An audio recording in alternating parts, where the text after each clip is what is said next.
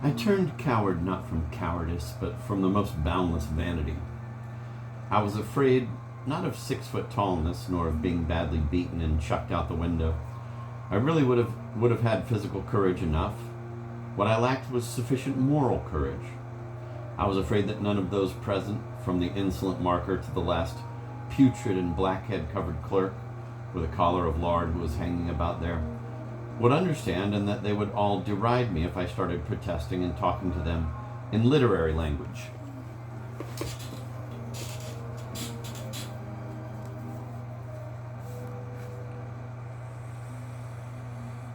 Because among us to this day it is impossible to speak of a point of honor that is not honor but a point of honor, point d'honneur, otherwise than in literary language. In ordinary language there is no mention of a point of honor. I was quite sure, what a sense of reality despite all romanticism, that they would all simply burst with laughter, and the officer would beat me, not simply, that is, inoffensively, but would certainly start kicking me with his knee, driving me in this manner around the billiard table, and only then, perhaps, have mercy and chuck me out the window. Of course, for me this measly story could not end there. Later I often met this officer in the street and made good note of him, only I don't know whether he recognized me. Probably not. I conclude that from certain signs. However, looked at him with spite and hatred, and so it continued. For several years, sirs. My spite even kept strengthening and burgeoning with the years. First, I quietly began finding things out about this officer. This was not easy for me because I had no acquaintances. But once someone called him by his surname in the street while I was following him at a distance, as if tied to him, and so I learned his surname. Another time I trailed him all the way home, and for 10 kopecks found out from the caretaker where he lived, on what floor, alone or with someone, and so on. In short, everything that can be learned from a caretaker. Then one morning, though I had never literaturized, it suddenly came into my head to describe this officer in the manner of an exposé, as a caricature, in a story. It was a delight to me to write this story. I exposed him, even slandered him a bit. At first I distorted his surname in a way that made it immediately recognizable, but then, on riper reflection, I changed it and sent the story to Fatherland Notes. But there were no exposés yet, and my story wasn't published. I found this quite vexing. There were times when I was simply choking with spite. In the end, I decided to challenge my adversary to a duel. I composed a beautiful, attractive letter to him, entreating him to apologize to me, and hinted quite strongly at a duel in case of refusal. The letter was composed in such a way that if the officer had even the slightest notion of the beautiful and lofty, he could not fail to come running to me, to throw himself on my neck and offer me his friendship. And that would be so nice. What a life we would have, what a life. He would protect me with his dignity. I would ennoble him with my development and, ideas, and there could be so much of this or that. Imagine, by then it was already 2 years since he had offended me, and my challenge was a most outrageous anachronism, in spite of all the cleverness of my letter in explaining away and concealing the anachronism. But thank God, to this day I thank the Almighty with tears, I did not send my letter. I go cold all over when I recall what might have happened if I had sent it. And suddenly I got my revenge in the simplest, the most brilliant way.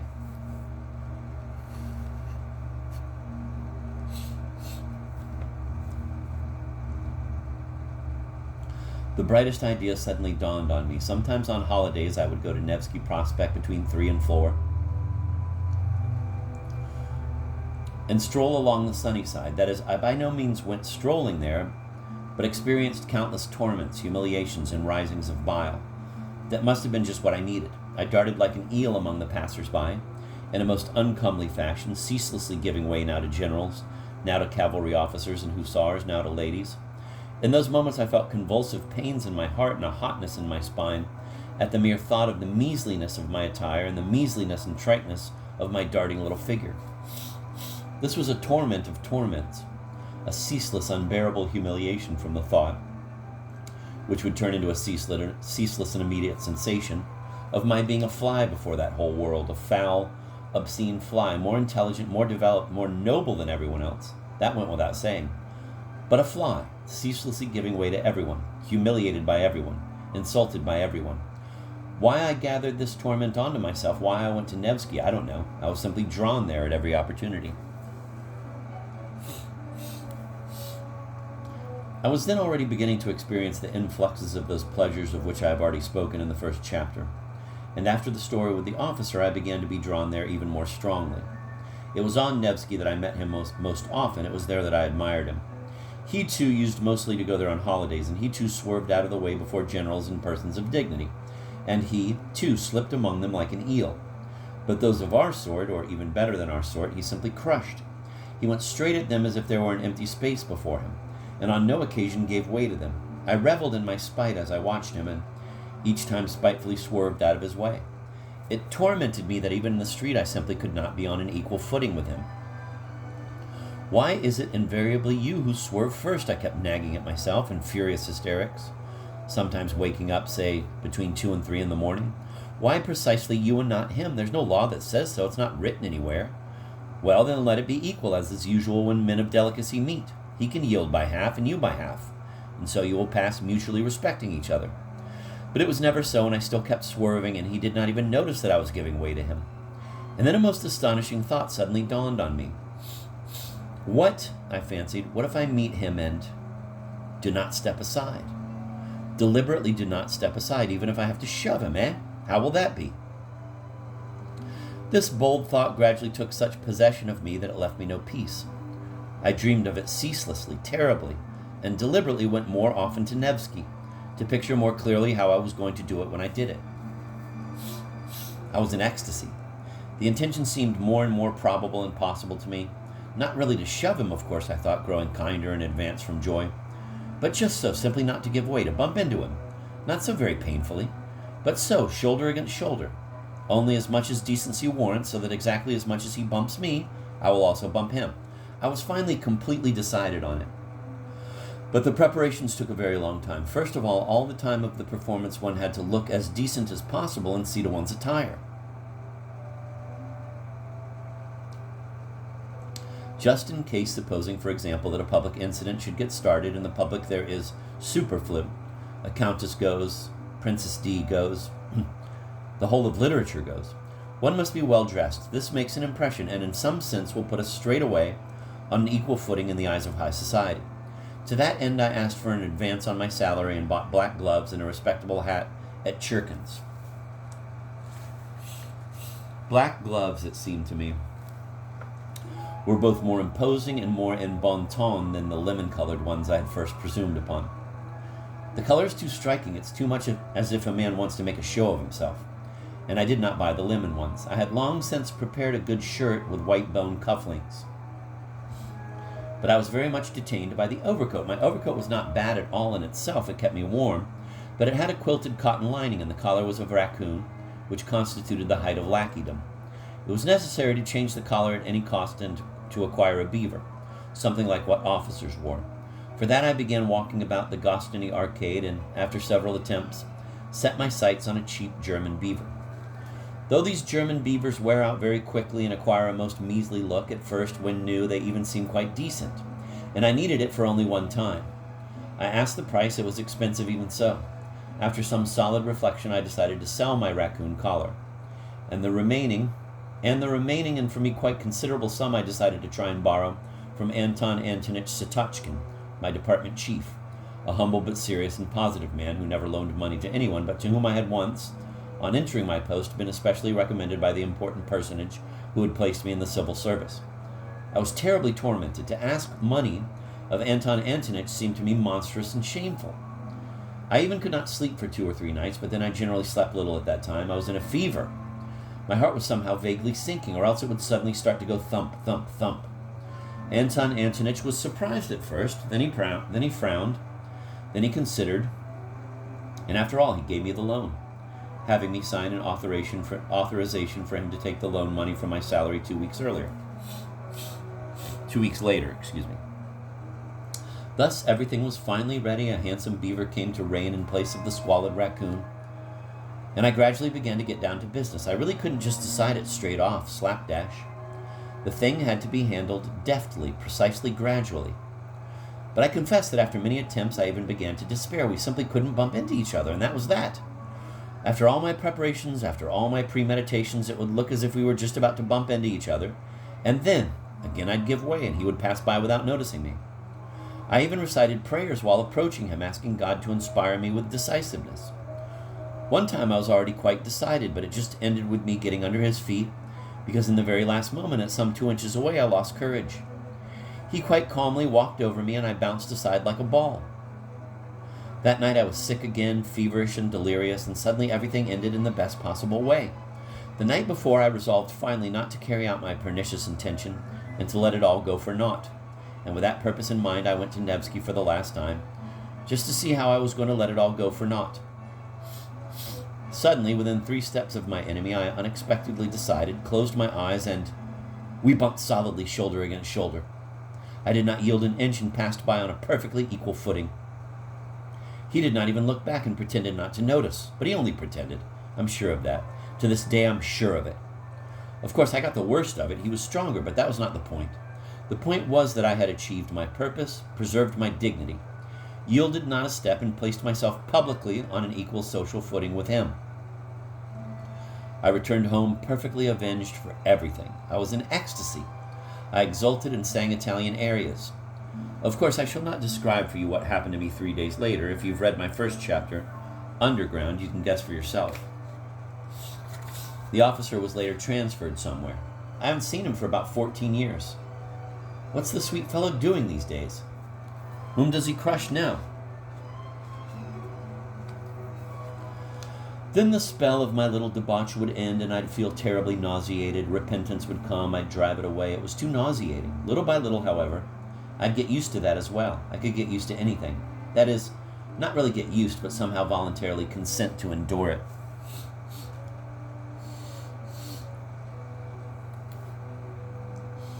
But I had a way out that reconciled everything, which was to escape into everything beautiful and lofty, in dreams, of course.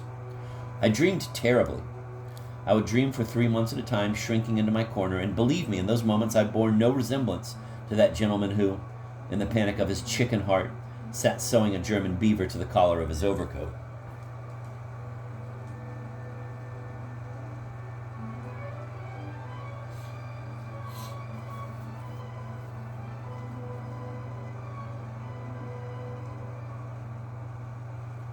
I'd suddenly become a hero, and then I wouldn't even have let the 6-foot lieutenant into the house. I couldn't even imagine him then. What these dreams of mine were and how I could have been satisfied with them is difficult to say now, but I was satisfied with them then. However, I'm somewhat satisfied with them even now. Dreams came to me with a particular sweetness and intensity after a little debauch. They came with repentance and tears, with curses and raptures. There were moments of such positive ecstasy, such happiness, that not even the slightest mockery could be felt in me by God. There was faith, hope, love.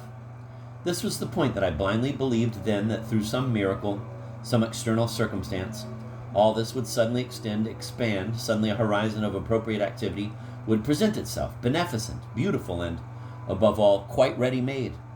Precisely what, I never knew, but above all, quite ready-made. And thus I would suddenly step forth under God's heaven all but on a white horse and wreathed in laurels. A secondary role was incomprehensible to me, and that was precisely why, in reality, I so calmly filled the last. Either hero or mud, there was no in-between, and that is what ruined me, because in the mud I comforted myself with being a hero at other times, and the hero covered up the mud. For an ordinary man, say, it's shameful to be muddied, but a hero is too lofty to be completely muddied. Consequently, one can get muddied. Remarkably, these influxes of everything beautiful and lofty used also to come to me during my little debauches. Precisely when I was so already at the very bottom, they would come just so, in isolated little flashes, as if reminding me of themselves, and yet they did not annihilate the little debauch with their appearance. On the contrary, it was as if they enlivened it by contrast and came in exactly the proportion required for a good sauce.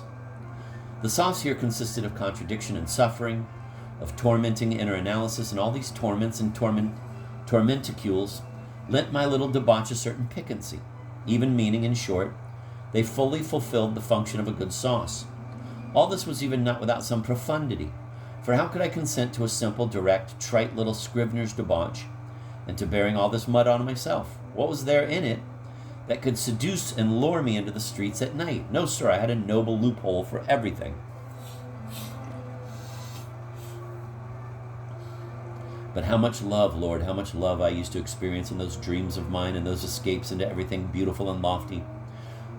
Though it was a fantastical love, though it was never in reality applied to anything human, there was so much of it, this love, that afterwards, in reality, I never even felt any need to apply it.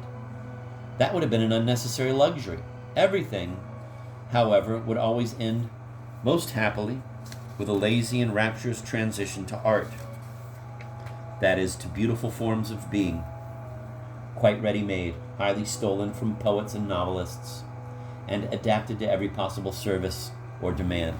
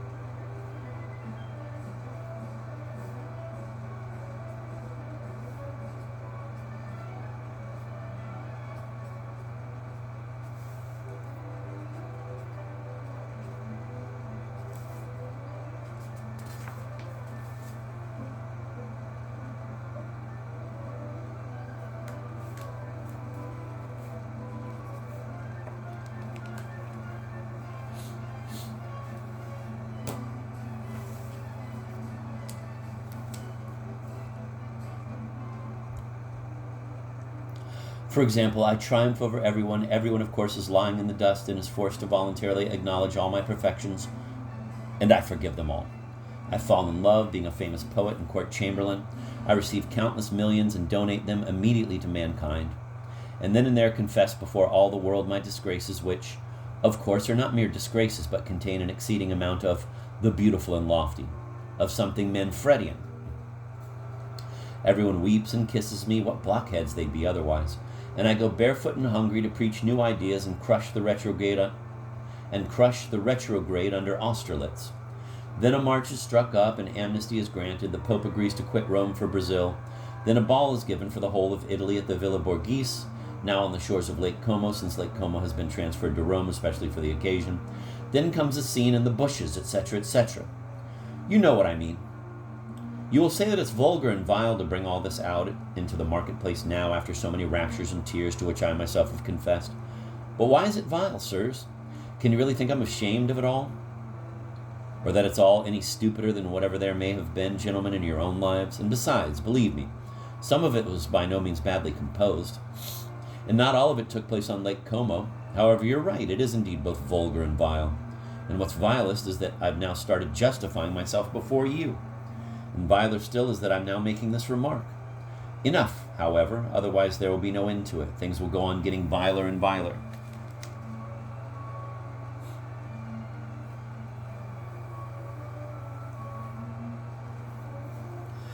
I was simply incapable of dreaming for longer than 3 months at a time and would begin to feel an irresistible need to rush into society.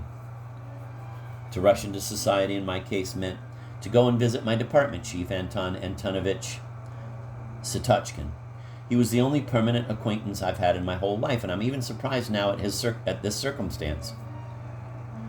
But even to him I used to go only when such a spell came and my dreams had reached such happiness that I needed, instantly and infallibly, to embrace people in the whole of mankind, for which I had to have available at least one really existing person. Anton Antonich, however, could be visited only on Tuesdays, his day, and consequently my need to embrace the whole of mankind always had to be adjusted to a Tuesday. This Anton Antonich was located near the Five Corners on the 4th floor and in 4 little rooms, low-ceilinged, each one smaller than the last, of a most economical and yellow appearance. There were 2 daughters and their aunt who poured tea.